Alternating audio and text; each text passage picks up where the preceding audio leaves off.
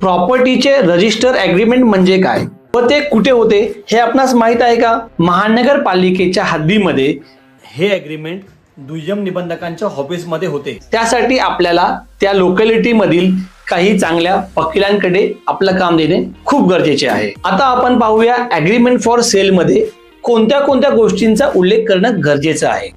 Agreement for sale मध्ये MOU प्रमाणे सर्व गोष्टींचा बारकाईने उल्लेख करणे गरजेचे आहे।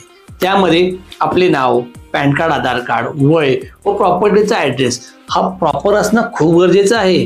प्रॉपर्टीचा ॲड्रेस मध्ये फ्लॅट नंबर आणि फ्लोअर नंबर हा चुकीचा होता कामा नये, नाहीतर आपल्याला परत एकदा स्टॅम्प ड्युटी भरावं लागेल।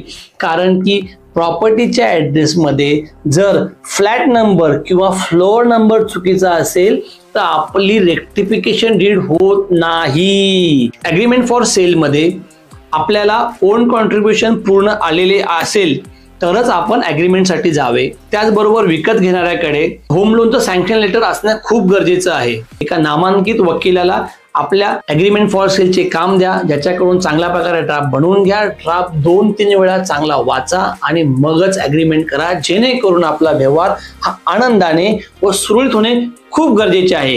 प्रत्येकाचे घर हीच माझी जबाबदारी, प्रत्येकाचे घर हीच माझे ध्येय। धन्यवाद।